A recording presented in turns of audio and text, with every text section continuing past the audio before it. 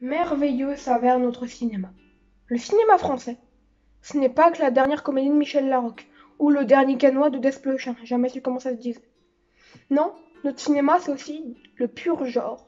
D'ailleurs, salut la chaîne en tout genre qui est déjà passée par là. Entre le Titane, lauréat de la Palme d'Or, la comédie grinçante Orange Sanguine, ou encore le psychédélique récent sorti officiel, je veux dire, parce que sinon il est sorti il y a quasiment un an au festival, voire il y a un an au festival, pour la première fois je veux dire, ou on pourrait vous en citer une quinzaine. Et encore, j'ai pas tout vu, là je vous en ai cité que 3. Notre cinéma ose et se rénove, malgré quelques faux pas, entre le méandre qui divise, moi j'ai pas trop apprécié. J'ai apprécié, mais c'est vraiment pas non plus le meilleur de notre cinéma, donc le méandre de Mathieu Turi, ou encore le Kamakrodo de Shadows, qui lui j'ai vraiment détesté. Encore méandre, ça pouvait passer, ça pouvait encore finir dans le top, c'est-à-dire sur 100 films, il était dans le top 50. Pour ceux qui ne saisissent pas, on parle du film français Bruno Redal, Confession d'un meurtrier, de Vincent Leporte. Au petit séminaire de Saint-Flour, mes camarades avaient en partage la fortune, l'audace et la joie de vivre. Comme j'aurais aimé les priver de cette vie qu'ils trouvaient si belle. Un récit romanesque. La voix de l'acteur principal transporte le spectateur dans le long métrage. Cette voix avec cet accent du Cantal, cet accent du Sud, même si sa voix est envoûtante, mais lorsqu'on voit l'acteur jouer, c'est un peu plus difficile par moment. Il y aura une scène, par exemple, où Bruno s'adresse à Blondel pour parler d'un livre de latin. Et je trouve clairement que c'est la pire scène du film, dans le jeu. Il y a Blondel qui arrive, voilà, et Bruno, lorsqu'il parle à Blondel, bah tu y crois pas. En fait, c'est ce que certains appelleront un jeu téléfilmique, et là, c'est le seul moment où je peux être d'accord dans le film. C'est un jeu téléfilmique, mais sinon le reste va très bien. Le jeu de Dimitri Doré est très fort. Il a cette espèce de jeu, waouh, waouh, c'est dur mais à expliquer, mais je pense qu'il peut concourir comme l'un des meilleurs acteurs de l'année à coup sûr. On ressent un personnage tourmenté, un personnage qui essaye de combattre ses tourments. Il démontre au travers de certaines discussions une fébrilité qui pourra créer une étrange empathie que certains diront qu'il ne devrait pas avoir lieu. Bon, voilà. Je comprends pourquoi, bien sûr. Mais je trouve que le réalisateur réussit à faire ça. Le scénario est construit avec une certaine fragilité, en fait. Telle une rose. Ouais, bon, je vais être peut-être dithyrambique pour certains. Mais en fait, c'est comme une rose dont les épines auraient été arrachées. C'est-à-dire que de base, c'est dangereux. C'est dangereux à faire. C'est dur. Mais quand il n'y a plus d'épines, c'est tellement fin, c'est tellement beau. C'est bien entendu la manière de parler de Bruno qui dépeint cette fébrilité, mais le scénario de base aussi. Parce qu'il y a cette manière de le démontrer, en abandonnant les autres personnages presque. Tandis que chaque personnage n'a pas de rôle, entre autres. C'est-à-dire que la plupart des personnages, tu les vois tellement peu. Le seul personnage récurrent, c'est les 3 psychologues. Voilà, un truc comme ça. Ça doit être eux. Mais sinon, tous les autres personnages, ils ont un arc. Et même les 3 psychologues, on les voit peut-être 10 minutes. Même moins, peut-être. Je sais pas, mais on doit les voir 10 minutes maximum. Une des choses qui m'a fait penser un peu moins... déjà, parce que c'est Bruno qui raconte le récit, et que le récit veut se concentrer sur lui. Mais sinon, c'est que par exemple, moi, une des choses qui m'a fait penser à ça, c'est que la famille n'est même pas présente après ce qui arrive à Bruno. C'est-à-dire qu'on n'entend plus parler d'eux. Après, le début, l'intro et la fin, donc, puisque l'intro, c'est la fin. Compliqué.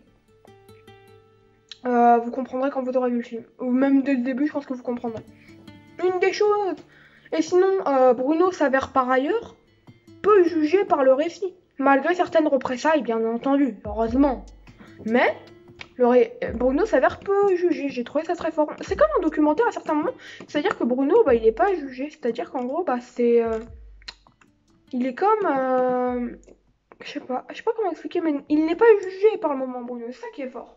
C'est que le récit, il le juge, mais sans aller trop loin. Ça, c'est fort. Un scénario tout simplement très fort, malgré sa délicatesse, qu'il le perdra parfois, parce que oui, cette délicatesse parfois peut perdre le récit, et perdra sans doute pas mal de spectateurs, puisque le récit peut s'avérer d'une étrangeté parfois assez forte. Bruno, j'aimerais que vous fassiez un travail pour moi. Je voudrais que vous écriviez le récit de votre vie. Qu'est-ce que je dois raconter? Tout. une macabrerie d'une grande étrangeté. Alors, une macabrerie, qu'est-ce que c'est? Une macabrerie, en fait, c'est un poème macabre. C'est une vraie définition. Une macabrerie, c'est un poème macabre. Une macabrerie, c'est pas quelque chose. Le macabre, c'est un poème, en fait, une macabrerie. Donc, une macabrerie d'une grande étrangeté. En fait, le glauque du récit est clairement poétisé, ce qui sonne comme curieux et d'une grande singularité. Ouais, le récit est assez singulier, curieux mais singulier.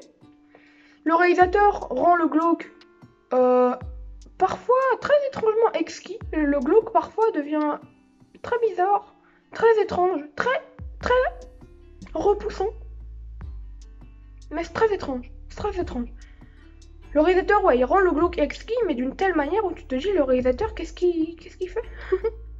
En fait, je pense que ce film séparera beaucoup de spectateurs. Il y aura les très rares qui seront de mon avis, c'est-à-dire que le film est une grande poésie qui réussit à rendre le personnage empathique, et il y aura les autres très stricts que je peux comprendre. Ah, mais je suis à moitié de cet avis, hein. Non, il faut pas non plus excuser, hein. Calmons-nous 2 secondes. Mais les deux camps sont compréhensibles, je pense. Et je suis un peu dans l'entre-deux, même si je vais plus défendre le côté qui ne sera pas assez défendu, c'est-à-dire la macabrerie. Cette poésie sonne comme une macabrerie, justement. La fin peut pas mal m'épuiser. J'avoue que même moi, je trouve que c'est osé.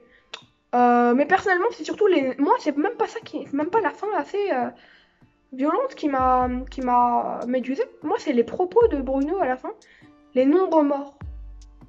Je vous avoue que ça m'a glacé le sang. Littéralement. Enfin, pas littéralement, mais bref.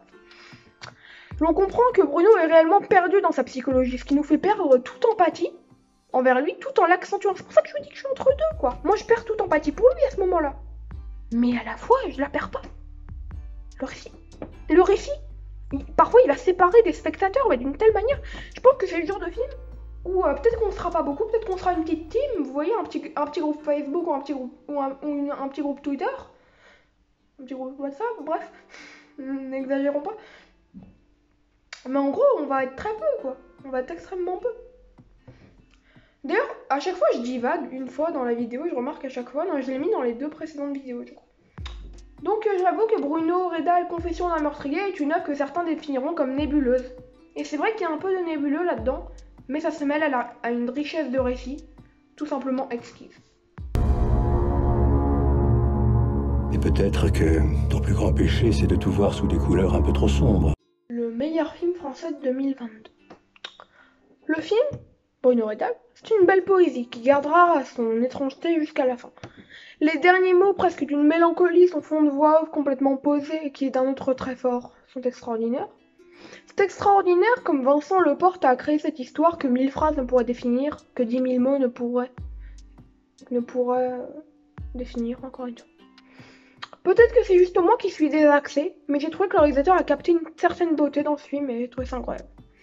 17.9 sur 20 sur la note que je donnerai à Bruno Redal de Vincent Leporte. Petit aparté de fin.